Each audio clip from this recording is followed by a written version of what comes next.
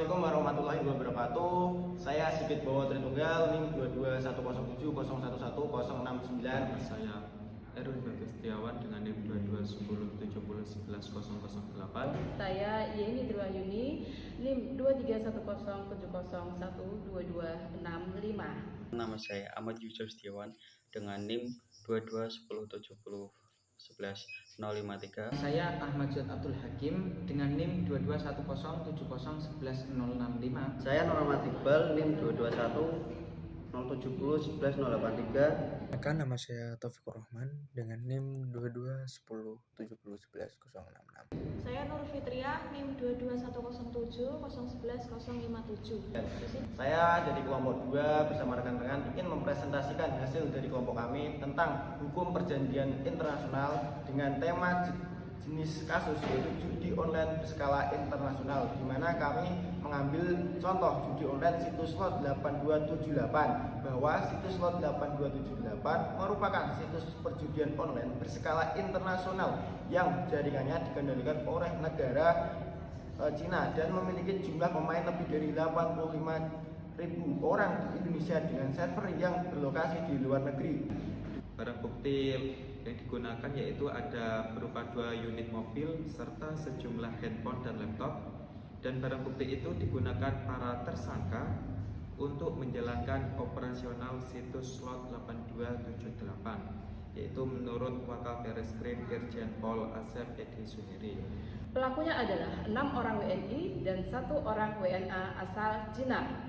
Dalam pengungkapan kasus tersebut, Barreskrim menetapkan 7 tersangka yang terdiri dari 1 warga negara asing dan 6 warga negara Indonesia. Telah dilakukan penahanan di Rutan Barreskrim Polri sejak tanggal 1 Oktober 2024 terhadap 7 orang tersangka tersebut. Berdasarkan hasil pemeriksaan, penyidik berhasil mengungkapkan fakta bahwa aliran dana judi online situs slot 8278 ini dialihkan melalui beberapa perusahaan. Sejumlah peran tersangka dalam kasus itu diantaranya HEC yang bertindak sebagai pembuat perusahaan yang digunakan untuk deposit, Ando Windrow pemain yaitu PT AJT dan PT MLT. HEC juga menjadi koordinator dalam mencari dan menunjuk orang sebagai direktur dan komisariat dari perusahaan penyedia jasa keuangan lainnya untuk operasional situs slot 8278. Tersangka IJ sebagai manajer PT KIDT yang juga menjadi gerbang pembayaran dari transaksi judi online pada situs slot 8278, dan juga tersangka DX alias MA, seorang warga negara Cina yang berperan sebagai koordinator dan pemberi perintah kepada tersangka HAJ untuk membuat perusahaan penyedia jasa keuangan untuk situs slot 8278 di Indonesia. Keduanya masih dalam proses pencarian dan saat ini kami masih berupaya untuk melakukan penangkapan terhadap kedua DPO tersebut.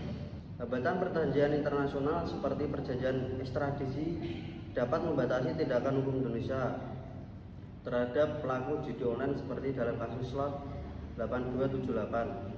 Perbedaan dalam pendekatan legalisasi dan keinginan untuk mengaitkan perjanjian ekstradisi dengan kerjasama pertahanan juga menjadi faktor penghambat. Selain itu, kurangnya pemahaman aparat penegak hukum mengenai prosedur ekstradisi dan ketiadaan perjanjian dengan negara lain membuat penegakan hukum terhadap pelaku di luar yurisdiksi Indonesia semakin sulit. Saya akan memaparkan penyelesaian kasus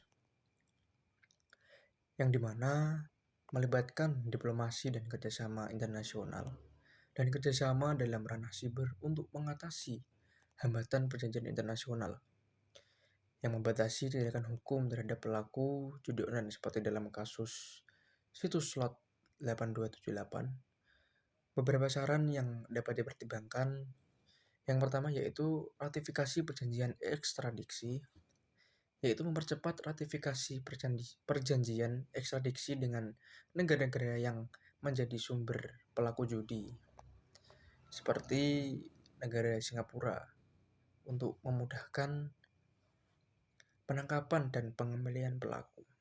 Penyelesaian yang kami usulkan selanjutnya adalah yaitu kerjasama internasional, yaitu meningkatkan kerjasama dengan negara lain melalui mutual legal asistensi treaties untuk pertukaran informasi dan bukti yang lebih efektif.